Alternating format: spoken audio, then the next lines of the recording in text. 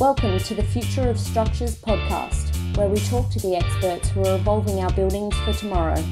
And here is your host, Adam Jones. Today we are speaking with Christiana Pepid. So she is an associate professor at Fordham University in freshwater ethics values and a public speaker and also an author of the book Just Water, Theology, Ethics and the Global Water Crisis. So prior to this conversation, I really didn't know what kind of crisis that could potentially be on the horizon with water if we don't manage our water successfully. So things like the groundwater supply, which we're pumping out at unsustainable rates, and this can't go on forever in itself. Also, some of the global trends with global warming and what impacts does this have on the water scarcity. Developing countries, what they're going through and some of the ways we might be able to help them. Some of the technologies that are on the horizon. Is water a commodity or is it actually a human right, and some of the privatisation of our water supply? So we have a wide range discussion on the topic of water and some of the things that might be on the horizon for us. So I really enjoyed this conversation. I hope you guys learned as much as I did. And without any further ado, here is Christiana. Yeah, I think that the ability to narrate one's career journey is always easier in hindsight, and luckily I'm in a place where I have a little bit of that luxury. I was born in California in the Central Valley, which is one of the both arid and also highly agriculturally productive areas in the United States. And I, from a very young age, was aware of the discrepancy between the kind of natural rainfall and patterns of water use and the various lushness of different landscapes. So when my family moved to Colorado when I was about 6 or 7, that also was a set of observations that I had. You know, all these lawns, but in this place it was always talking about drought. And so fast forward a lot of years, I did my undergraduate degree in human biology and became really interested in the value systems and the ways with which humans interact with what it means to be human on a range of scales in terms of medicine and ethics, but also in terms of ecology and environmental decisions and urbanization and the more social, institutional, and political kinds of decisions. And I ended up moving to the East Coast after graduating and doing some work at Yale's Center for Bioethics, where I had the delight and privilege of working with some really interesting people, and in my relatively, shall we say, entry-level job, did a lot of photocopying and also did a lot of ordering of Chinese food for these working groups that were hosted by the Bioethics Center. But what I got to do was sit in on them and look at all these different amazing experts from Yale and surrounding universities and communities talking about interdisciplinary issues. And it was fantastic. And I realized through that process that while I loved, the biology and the ecology and will always have one foot in that world and in reading the science literature and the social scientific literature, what really gets me going is talking about how humans value life and each other and landscapes. And I realized that was the terrain of ethics. So long story short, I opted to do a master's degree and then a PhD in religious studies, which some people at the time thought was a little weird. If you're going to talk about ethics, why wouldn't you do philosophy? And with all respect to philosophy and philosophers and the rigor and history of thought there, to my mind, there's a lot in human cultures and human religious, aesthetic, and cultural traditions that shapes the way we perceive landscapes, shapes the way we perceive each other. And religious studies is a place where I could, in a more supple way, navigate some of those complexities.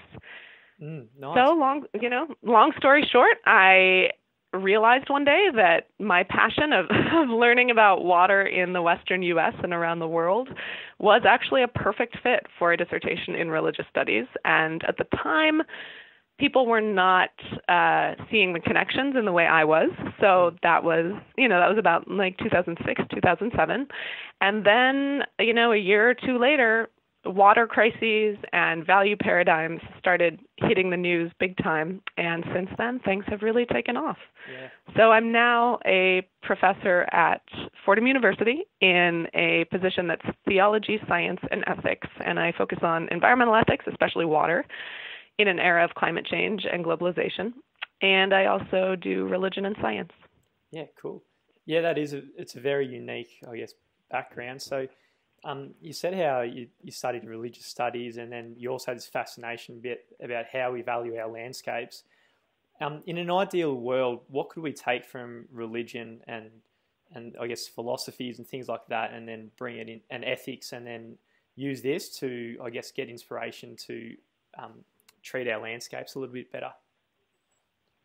Yeah, that's a really interesting question. I mean, landscape is such a constant across human societies and also such a variable term, both because of geography and hydrology, but also because of societies. I think in the late 20th and early 21st century, the biggest challenge for landscapes and how humans interact with the landscapes that we inhabit is thinking long term, thinking beyond the financial quarters or the election cycle, and really exploding out or expanding out questions of what the value of a landscape is, whether that's a highly urbanized environment or whether that is something, what people might imagine as pure wilderness.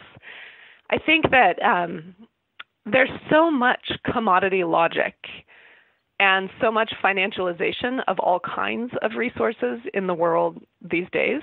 You know, it's a function of late capitalist economic globalization, and there are some good reasons for it. But I think it's a value paradigm that, while useful and in some ways nimble, doesn't encompass the fullness of the kinds of resources and landscapes that promote and sustain life in the short or long term. And that's where different religious traditions from, you know, in my work, one of the things I'm an expert on is the Catholic Church's turn to water and to environmental issues.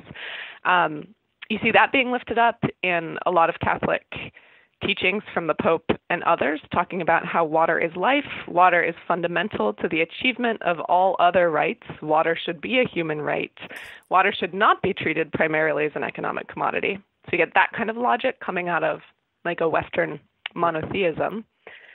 And then also in a range of indigenous people's activisms, such as at Standing Rock in the United States, the phrase that water is life and shouldn't be made subservient to demands of the fossil fuel economy that actually pose pretty significant negative externalities to water sources with lasting consequences. Yeah.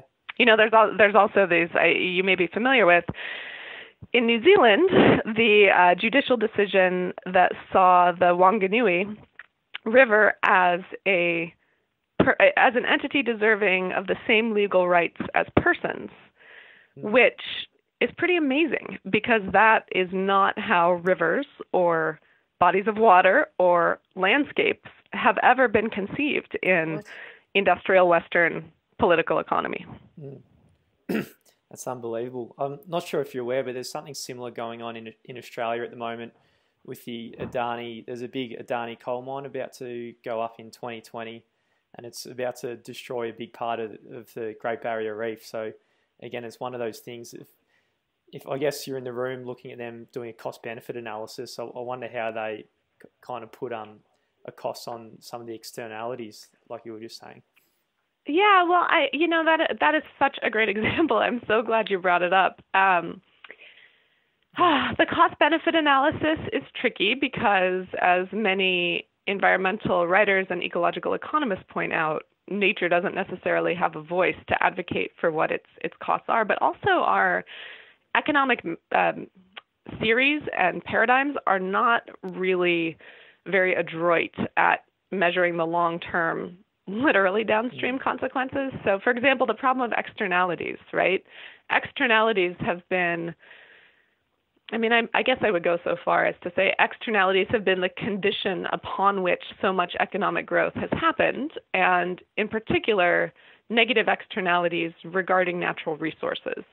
So it's always cheaper, or historically it has been and continues to be, cheaper for a profit-seeking entity to offload the costs into some kind of landscape, whether it's a hole in the ground filled with sludge or whether it's a river into which various industrial pollutants are put, it's always cheaper to offload that and hope that it won't be noticed or that they won't be called on it, right? So the burden of proof has only recently begun to shift to the polluters, and I think that the ways in which CBE happens, CBA happens for various industrial and extractive uses has gotten a little better, but it's tough because the burden of proof is always, or it seems to me to be often, on the people who want to advocate for longer term protections and sustainability. When wouldn't it be nice if the burden of proof were flipped the other way? That's one thing. The other thing that is a problem is that the discount rate in the way economic theory rolls is, again, not nicely titrated. So in the way that the discount rate is usually calculated, there's almost always an impetus to exploit or use up a resource, say water, in the short term because it generates legible economic benefits in the shorter term. And it's really hard for economists to price out and predict the economic value of having an intact or clean resource 25 years hence. Yeah. So that's a really good example of where the kinds of aesthetic and cultural and survival and religious values around water can come into a really fruitful conversation. It's saying, well, there's actually more to it than that. There's questions of life. There's questions of what sorts of infrastructure and water supply we'll have for generations going forward. And that's one of the big challenges.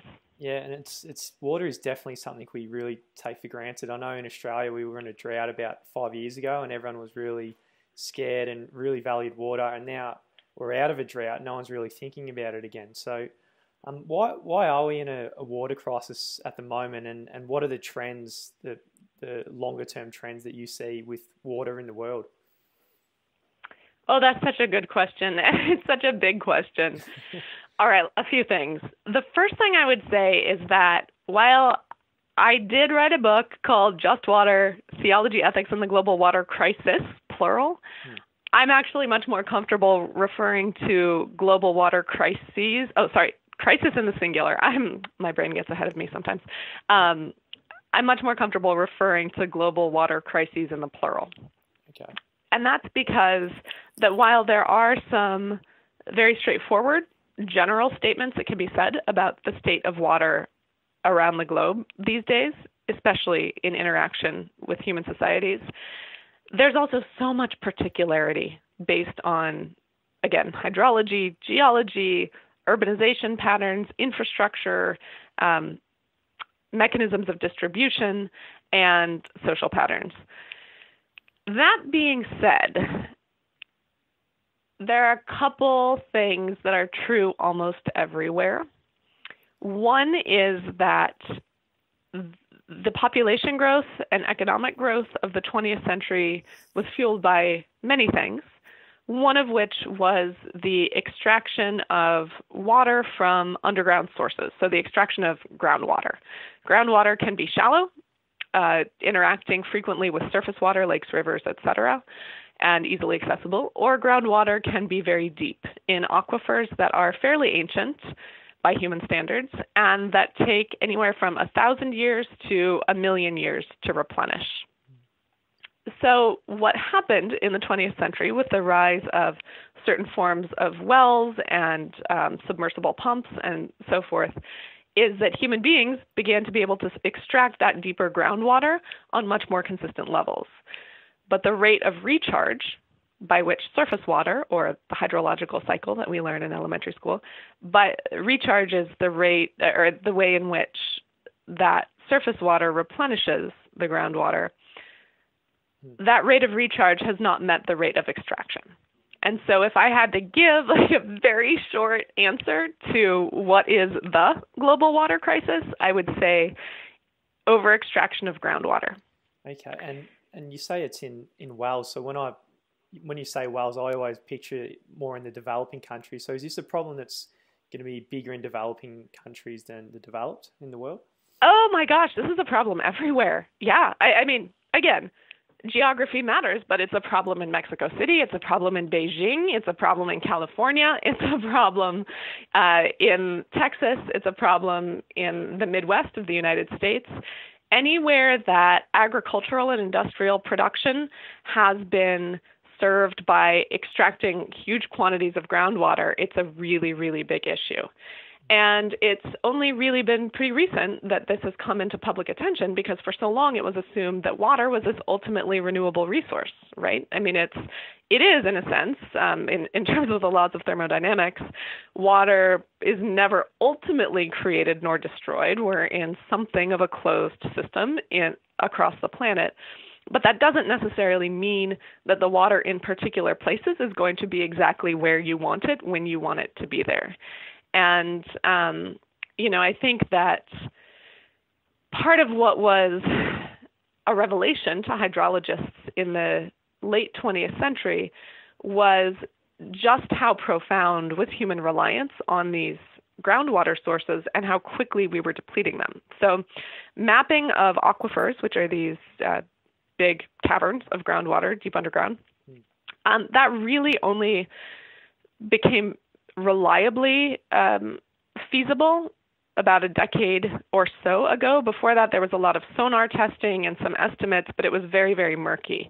Now things are a lot clearer. There's a range of satellite imaging done by folks in conjunction with NASA, University of California, Irvine, and NASA, showing the satellite imaging of aquifer depletion over time in key areas like the Central Valley of California, like the mountain aquifer in Israel, Palestine, the West Bank. It's really a problem everywhere. Yeah. So we're pumping out the water, and then where does it go from there usually? Does it go to us in the shower, or is there other places? Is it just yeah? Is it just this is such a tricky one. Where does it go once we pump it out? Well, here's the second part of, if I had to say there's one global freshwater crisis, the second part of it after groundwater is that it goes unevenly to different uses, and it goes unevenly to different populations. So the justice issue here is that the entities that are able to pay for water will almost always get it. So that's wealthy individuals, almost always, right? Those at the top of the heap of economic globalization. And it's big businesses who can afford it.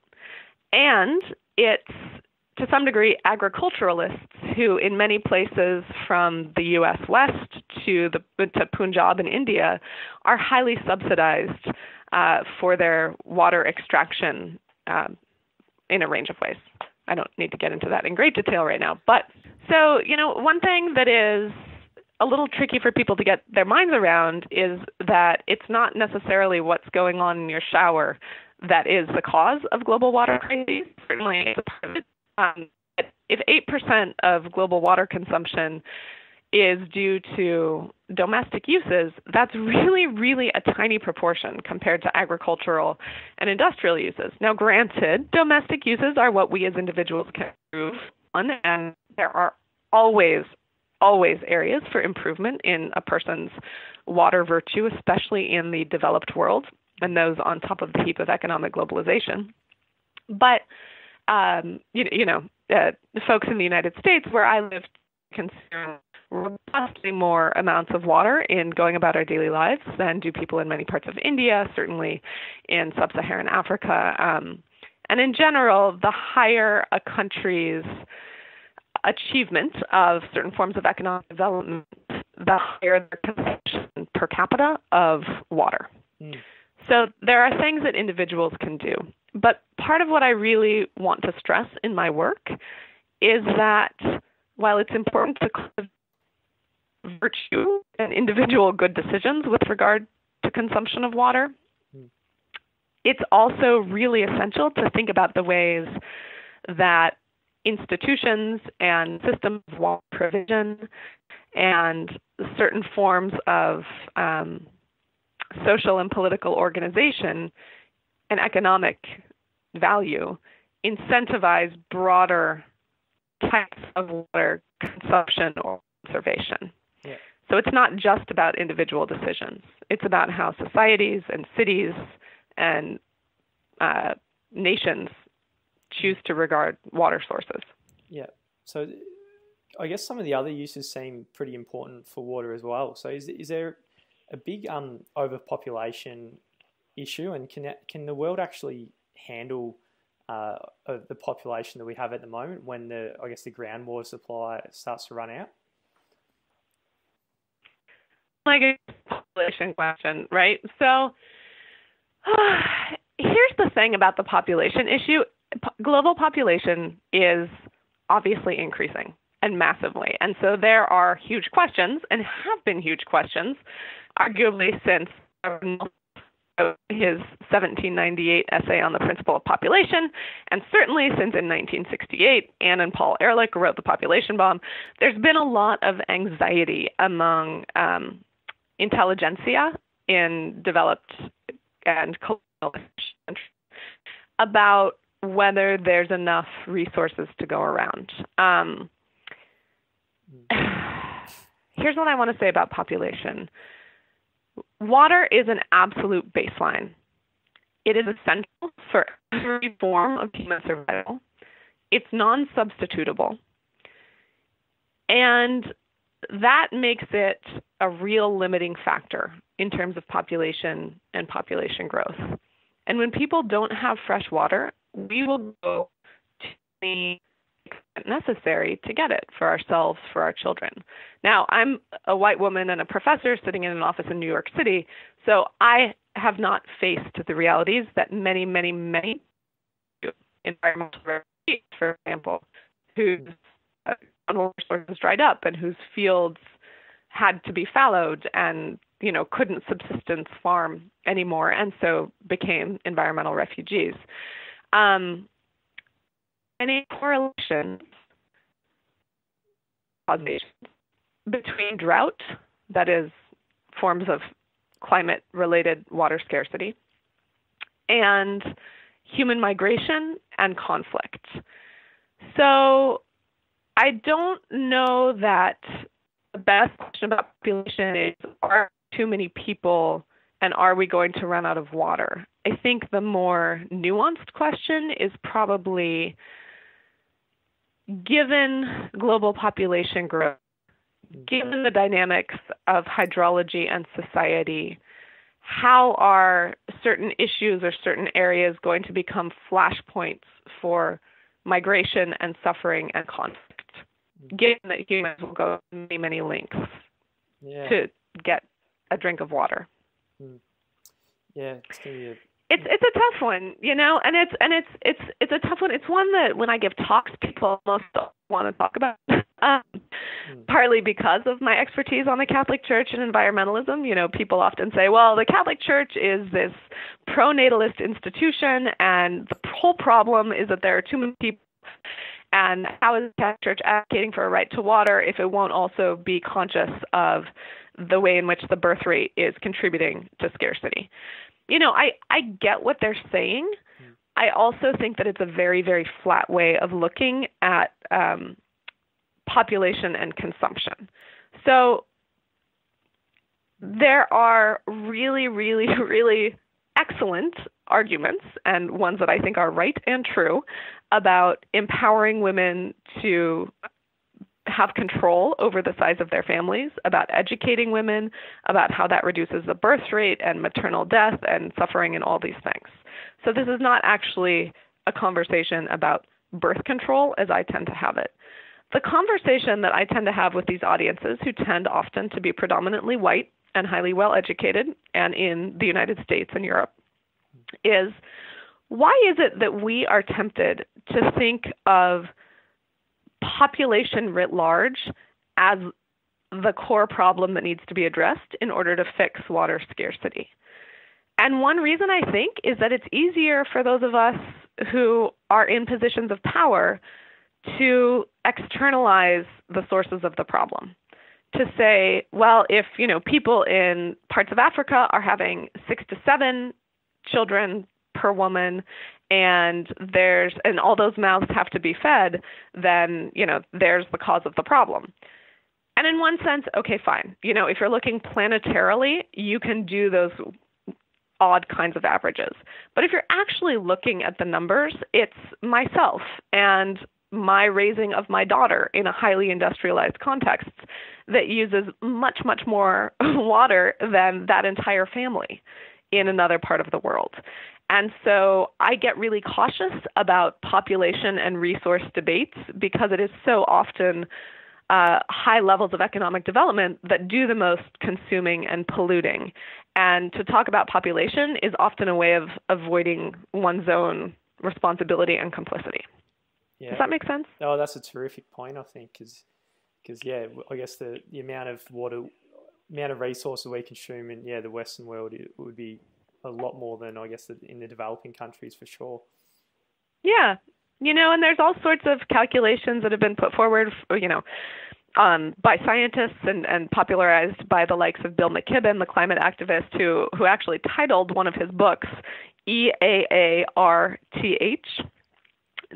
to point out two things. One, that humans have done so much to change climate and other Earth system cycles that we are in effect living on new conditions compared to, much of what the Holocene, this period in geologic history, has seen from about 10,000 years ago till now.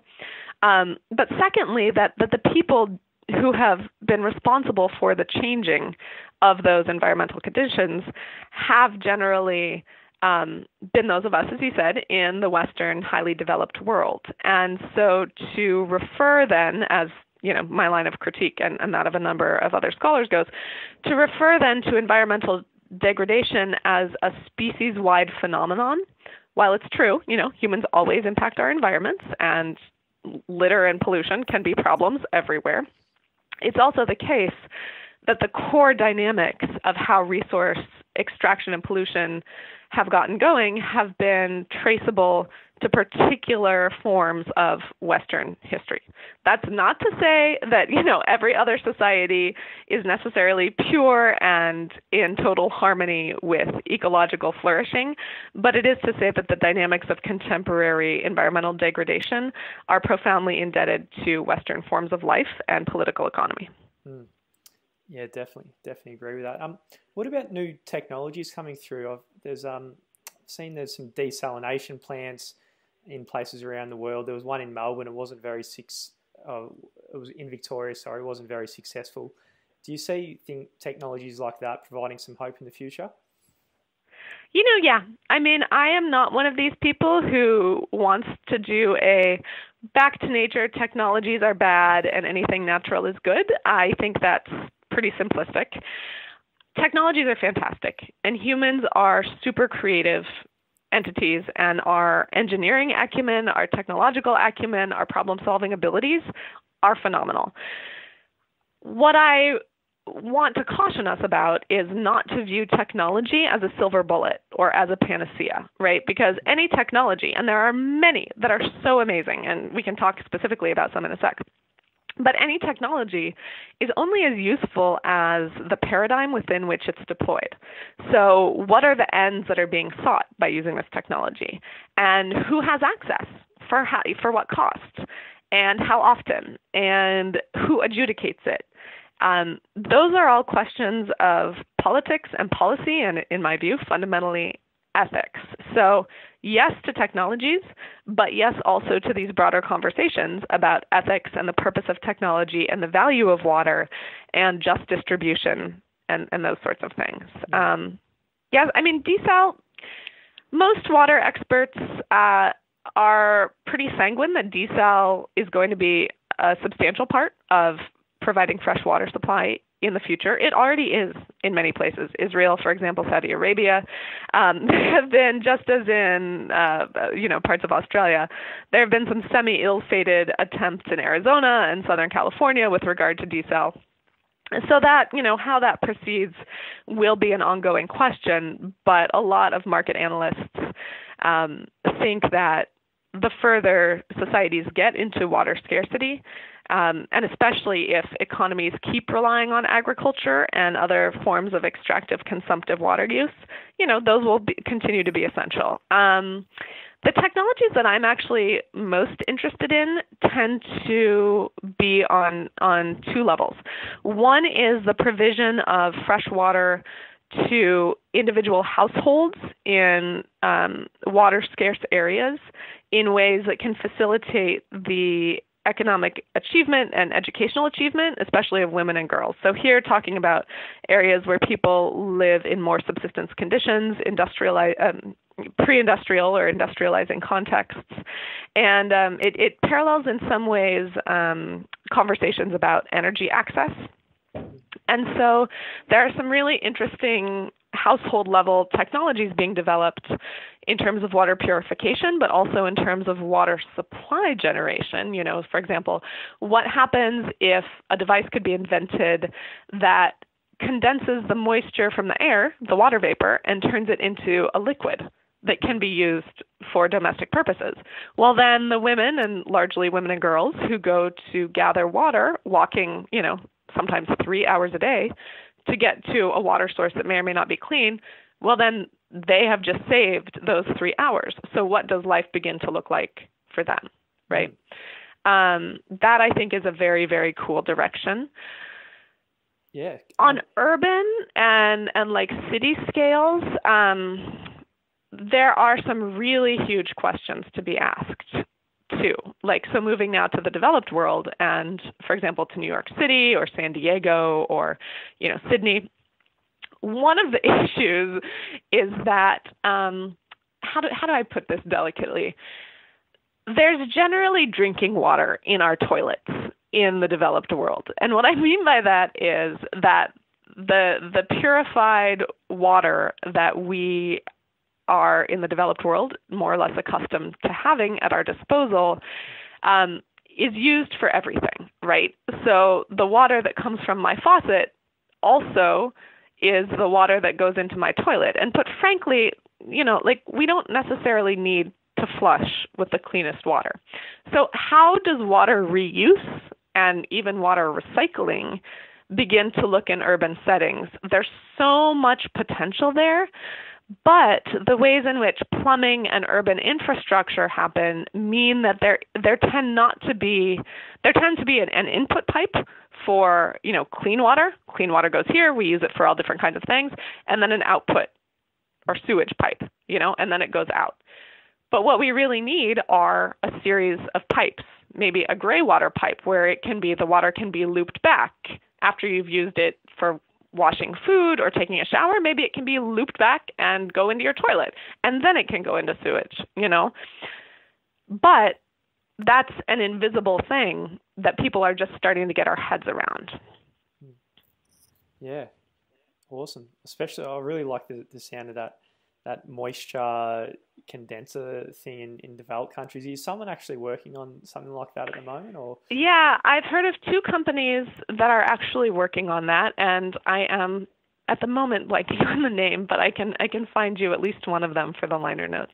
Unreal, fantastic. Yeah. So as we wrap it up now, and I know you're not specifically in the buildings industry, but is there anything that you think will have the biggest impact on the buildings industry going forward or on our cities? Oh my gosh, I love this question. Yeah, so here's the thing.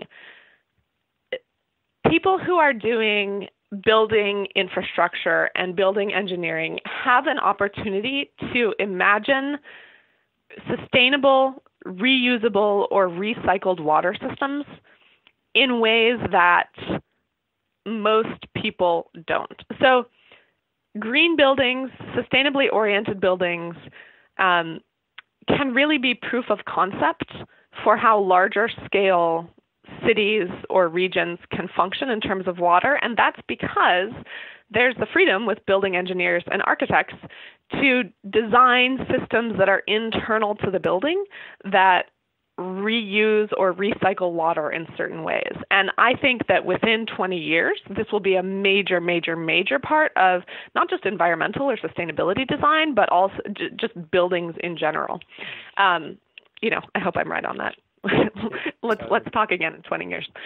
But, you know, and so I think of larger scale institutions and buildings that could really model some of these things. I think of two examples. One is hotels. What if, in addition to saying, hey, if you're done with your sheets and towels, put them on the ground, otherwise conserve water and hang them back up again. What if in addition to that, hotels they recycled water, so they purified it to a super, super clean level, cleaner usually even than your tap water. What if they did that and used that in their laundry systems and just kept recycling and cleaning out the water in their laundry systems? So they would take very little water, for example, from the public or the municipal source, and then they could have this internal loop. And then, after a couple of purifications and washes, with that stuff, then that water could be used in flushing the toilets. And then it could go back into the sewage system. There's just a lot of space for proof of concept in forward-thinking buildings. And so I think of, now that eco hotels and that sort of thing, like One Hotels, for example, now that that's becoming a thing, I think there's a lot of room for creativity in that realm. Similarly, in universities, obviously I'm a professor, so I have a lot of thoughts on this, but when universities build new buildings, they are uniquely positioned not only to think about how water flows and how it can be reused and so forth, but also to serve as proof of concepts for broader society and say, okay, here are the values that we're trying to think long-term about. What do those look like when translated into our very infrastructure and the buildings that support learning and support the future? Phenomenal. That's terrific way to end it. So if anyone wants to find out more or find your book, where can they learn more? Oh, great. Well, let's see, a couple places. Probably the most straightforward is Twitter. I am at Christy, Christy, Zen, Zen. So it's at Christy Zen. And my book is called Just Water, Theology, Ethics, and the Global Water Crisis. It's on all the places where you might find books pervade. And it is also, I'll be coming out with a second edition of it in 2018 that updates a number of developments. So that'll be probably fall 2018. Hey guys, Adam here. Just before you go, just one quick request. If you're enjoying the show, please leave a review. It helps our rating and ranking on iTunes so more people can hear from the people who are making our cities better places for our future.